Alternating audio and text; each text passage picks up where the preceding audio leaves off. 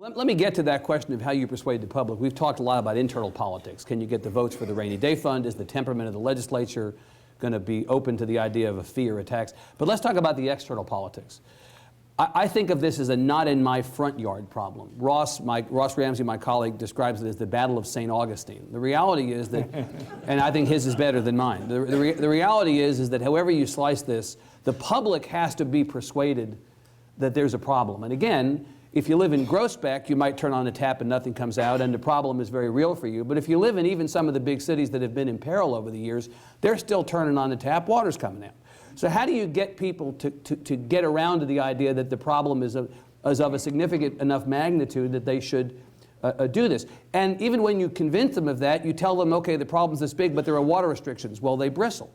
Or you tell them that they can't have the green lawns they want, and they bristle. So how do you persuade people that it is in their interest to act in everybody else's interest? I do think this is a challenge. Maybe some of the horror stories about running out, once people really live through that and hear about it and such. But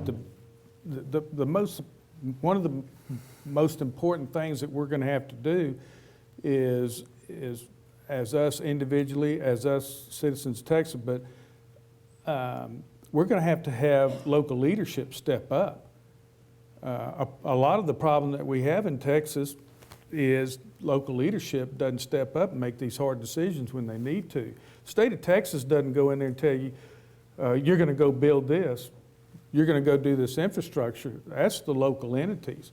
And personally, I've seen a lot of the problems that have risen is because leadership in the local level and the local entities just don't want to do it.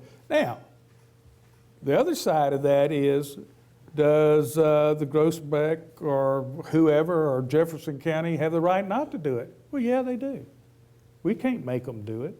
They also may not, Chairman, they also may not have the resources. No, now, if they don't have the resources and the ability, that's what's important to us. How do we help them get over that hump? Right. And as you will find, you know, the Houstons, the Dallases, San Antonios, they have the ability to do planning as good as anybody. When you get to the Groesbecks, they don't. Yeah. You know, how do we help them get through that hump? And that's what I think what Buster and everybody did with the State Water Plan gives us a big step in doing that. But still, they got to make those decisions to do it. We don't need to be doing that at the Pink Dome. They need to be doing that locally. And, you know, it's hard to imagine, but they do have the right to say, well, we don't want to do anymore.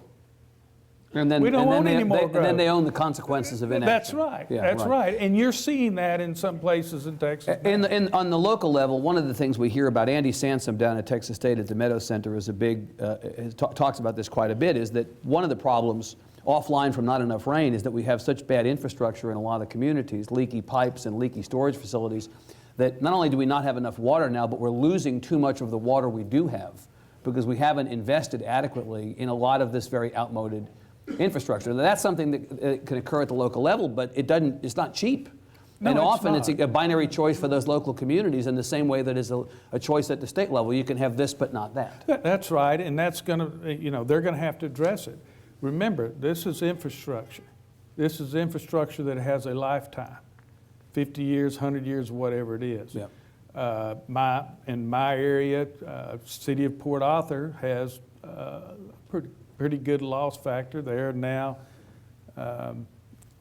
in programs to redo it, but that's going to be all across state, and that's going to be never ending because this infrastructure has a lifetime. Reservoirs have a lifetime. Could you see a scenario, Chairman, where, and I realize these are not perfect analogies, but just as Mayor Castro in San Antonio was able to put his personal capital, political capital behind a modest sales tax increase to fund pre-K, or just as Senator Watson here worked very hard to pass an initiative on the ballot to fund a medical school and a teaching hospital. Could you see local communities taking the local control option and saying, if the state is not adequately able to provide the resources to get this going, we need to take control of our situations locally and do some kind of a modest tax increase that the community buys into to fund some of these infrastructure redos or some of these projects locally that the state won't pay for? I think you're going to see us be talking about that this session. You do? Yeah, and I'd rather give the privilege to the members of the committee and the members of the House and Senate debating that than right now as chairman come out and tell you what I think. I think there's good and bad. I think you just did tell us. I mean, it sounds like you're not entirely opposed. It sounds like you're not entirely opposed to the idea of some kind of local control. Now, Evan, you know me. I'm open-minded, but when I'm opposed, you're going to know. I'm going to know it.